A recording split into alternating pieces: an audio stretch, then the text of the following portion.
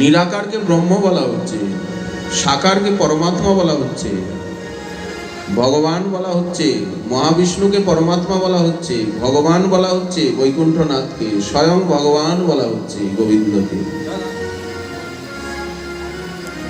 তো এই যে করতলে ধৃত শৈলম, উনি লীলাময়, লীলা পুরুষোত্তম, সবসময় লীলা করেন। লীলা বলতে খেলা, খেলতে ভালোবাসেন।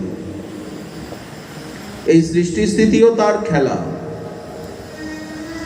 এই যে সৃষ্টি লীলা, মায়া শক্তির সঙ্গে খেলছেন, এটা সৃষ্টি লীলা। জীব শক্তির সঙ্গে খেলছেন, এটা সংসার লীলা। আর নিত্য পরিকরগণের সঙ্গে নিত্যধামে খেলছেন, এটা নিত্য লীলা। সেই নিত্য লীলাই আবার মাঝে মাঝে একটা বিশেষ সময়ে অল্পকালের জন্য জগতে প্রকট হয়, এই যে তাকে প্রকট লীলা বলে। যেমন 125 বছর শ্রীকৃষ্ণের লীলা এই জগতে প্রকট হয়েছিল।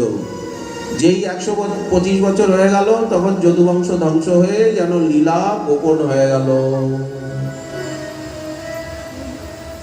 48 বছর গৌর লীলা, 48 বছর পরে পর্দা এসে গেল, অর্থাৎ আর লীলাকে এখন দেখা যাবে না, এখন আর কিছু দেখতে পাবো না। তাহলে বৃন্দাবনে যাচ্ছেন কেন? এখন তো 5000 বছর, 5200 এত বছর আগে বৃন্দাবনে লীলা হয়েছিল। এখন তো বৃন্দাবনে গিয়ে কিছু দেখতে পাবেন না। কতগুলো কাটা গাছ, বানরের উৎপাত, চোর ডাকাতের উৎপাত, মানুষের উৎপাত, শহর দেখবেন।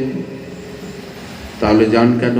এই প্রশ্ন লীলাসুখ বিল্লমঙ্গলকে করছেন কেউ। স্বামীন এখন ওখানে গেলে কি দেখতে পাবেন?